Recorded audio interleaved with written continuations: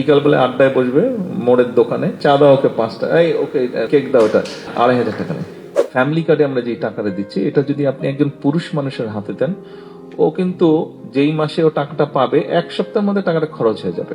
ওই যে বিকালবেলা আড্ডায় বসবে মোড়ের দোকানে, চা বিস্কুট খাবে, এই চা দাও ওকে 5টা, এই ওকে কেক দাও, ওটা নাই, 2500 টাকা নেই। বাট রিসার্চ যেটা বলে, আপনি যদি এটা কোনো একজন মহিলা গৃহিণীর হাতে দেন, সে কিন্তু খুব হিসাব করে খরচ করবে। প্রথমেই সে তার ফ্যামিলির জন্য যেটা ইম্পর্টেন্ট জিনিস, ওষুধ, ছেলেমেয়ের বই খাতা হোক বা শিক্ষার ব্যবস্থা হোক বা একটু বেটার ফুড হোক, এই জিনিসগুলো সে চিন্তা করবে। তারপরে যখন আস্তে আস্তে যে কোনো মানুষের, আপনি নিজেকে দিয়ে চিন্তা করে দেখেন, আপনি যখন প্রথম বেতন পেয়েছেন আপনার মনে হচ্ছে এটা কিনবো, সেটা কিনবো, ওটা কিনবো, বাট একসময় কিন্তু আপনার ডিমান্ডটা কমে আসে, কিন্তু তখন কিন্তু আস্তে আস্তে আপনি সেভিং করেন। ঠিক একইভাবে এখানেও কিন্তু মহিলা কিন্তু এক পর্যায়ে কিন্তু সেভিং করবে, যতই খরচ হোক ওখান থেকে সেভিং করবে। এবং সেভিংটা সে কি করবে?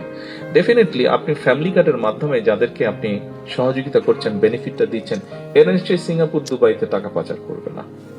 ও সেভিংটা করবে, এবং সেভিংটা করার ফলে ও আস্তে আস্তে যখন একটা সেভিং হবে, ও কিন্তু তখন ওর ছোট্ট নিজের একটা বিজনেস হয়তো চালু করবে। ঠিক আছে, 10টা মুরগি, 5টা ছাগল এরকম পালবে, এবং ওই টাকাটা দিয়ে ও কোথায় খরচ করবে? ওই টাকাটা ও খরচ করবে ওর বাচ্চার জন্য একটা নতুন ড্রেস কিনবে, অথবা অর্নামেন্টের গয়না কিনবে, অথবা চিপস কিনবে।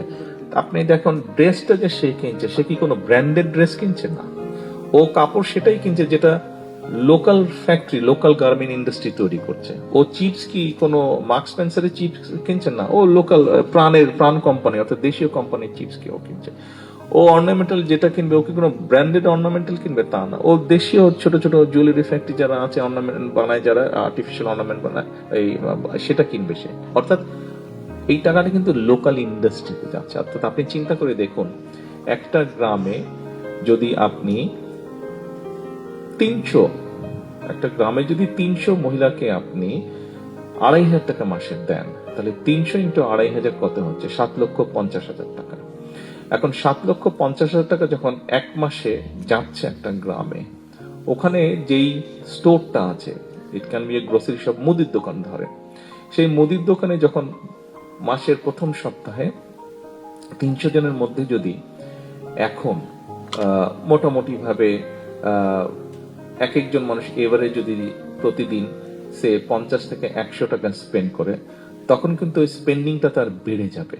অর্থাৎ ওই মুদির দোকানের সেলটা কিন্তু বাড়বে, তার বেশি পরিমাণ চিপসের প্যাকেট যাবে, তার বেশি পরিমাণ অন্য অন্য দ্রব্য বিক্রি হবে।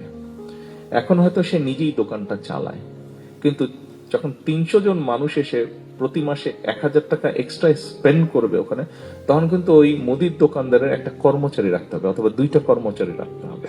তার মানে কি দাঁড়াচ্ছে? ও কিন্তু দুজনের কর্মসংস্থান হলো।